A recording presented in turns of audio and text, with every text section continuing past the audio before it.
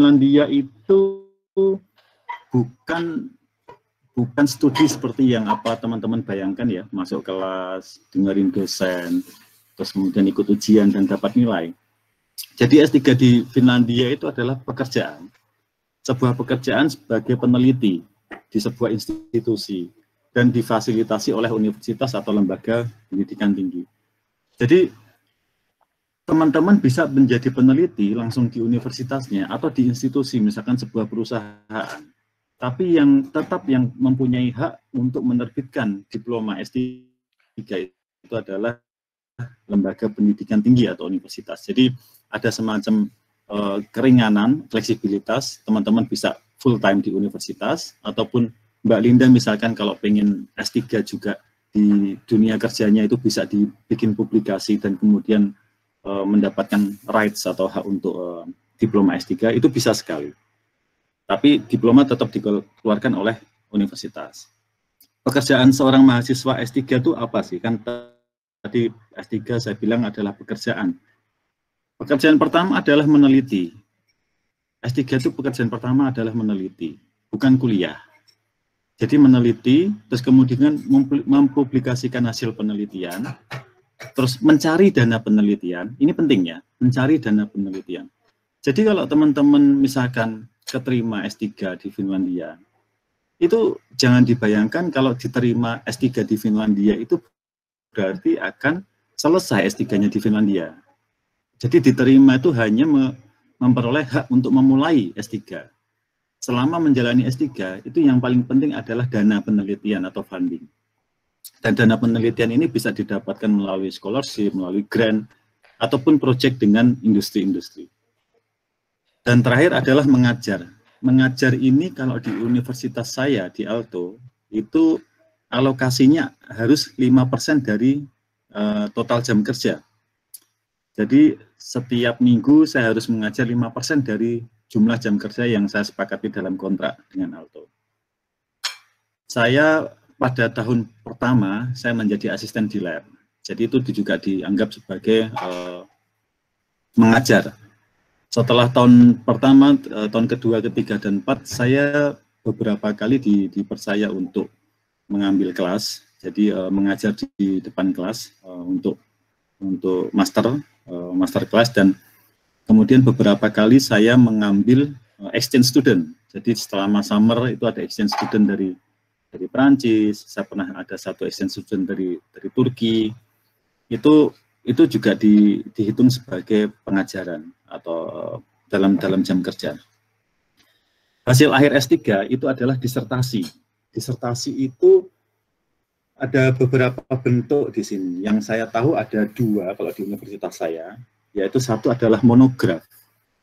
Monograf ini adalah sebuah hasil penelitian yang ditulis menjadi satu buku, dan itu tidak harus diterbitkan. Jadi itu hanya dilaporkan ke universitas, dan kita akan diuji atas monograf itu, apakah kita betul-betul yang mengerjakan itu, apakah kita betul-betul memahami dan mengerjakannya dengan benar. Itu adalah monograf. Monograf ini kelemahannya, kalau misalkan waktu kita defense atau sidang S3, dan kita gagal membuktikan metode yang kita gunakan adalah baik, ataupun gagal membuktikan kalau kita mengerti, itu kita akan gagal S3. Yang bentuk lainnya adalah kompendium. Kompendium ini merupakan disertasi yang merupakan bendelan atau kumpulan dari publikasi ilmiah. Publikasi ilmiah diperlukan dalam sebuah disertasi yang sifatnya kompendium itu adalah minimal 4 publikasi di jurnal internasional. Dan tadi saya bilang saya sudah menerbitkan 10 publikasi loh. Kenapa kok Mas Arief kok nggak lulus, nggak defense? Jadi 4 publikasi yang menjadi kompendium ini mereka harus memiliki keterkaitan antara satu dan lainnya dan membentuk story. Jadi banyak waktu kita melakukan penelitian, kita itu dituntut oleh sebuah proyek mengerjakan sesuatu yang story-nya itu agak keluar dari topik disertasi kita. Itu tidak bisa dihindari karena mereka yang menyediakan dana dan lain sebagainya. hal-hal seperti itu bisa terjadi. Terus selain publikasi apa sih? S3 ini bisa juga rekan-rekan melahirkan paten, karena sifatnya adalah meneliti sesuatu yang baru. Hak keuntungan paten di Alto itu dibagi menjadi 3, yaitu adalah autor atau kita sendiri itu 40%, departemen tempat kita bekerja 40%, dan universitas 20%. Kalau autor sama departemen ini dapat bagian, saya pikir masuk akal ya. Maksudnya kita yang kerja, terus departemen ini profesor kita ya bantu-bantu. Ini kenapa ke universitas dapat 20%? Kalau di Alto, semua biaya pengurusan paten, dari lawyer, dari pengacara, sampai ke apa namanya itu, kalau di ini, saya lupa istilahnya, hukumnya itu akan di-cover oleh universitas. Dan itulah kenapa universitas berhak 20%. Ada beberapa paten di Alto itu yang dibeli oleh perusahaan itu sampai 1 juta euro atau sampai lebih, karena mempunyai nilai ekonomi. Itu kita bisa dapat 40% dari transaksi paten itu. Terus sebagaimana sebuah pekerjaan, selama S3 ini sebenarnya meskipun jaraknya pendek ya, hanya 4 tahun, 5 tahun, itu sebenarnya ada sebuah mini karir, ada sebuah jenjang karir yang mini, yang sangat kecil di situ.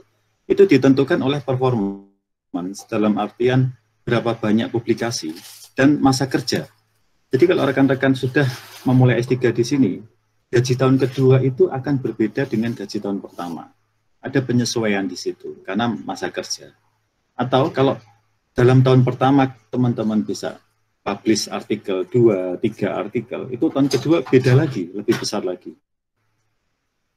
Jadi seperti itu karir-karirnya. Cuma S3 ini adalah sebuah pekerjaan yang kalau kita bagus sekali mengerjakannya, kita akan segera kehilangan pekerjaan itu. Karena S3 ini kalau kita cepat mengerjakannya, ya otomatis akan cepat selesai.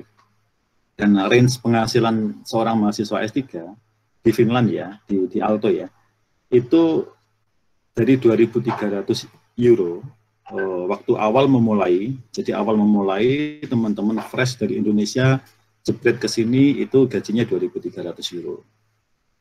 Terus untuk top salary S3-nya itu adalah 3.100 euro per bulan. Jadi seperti itu.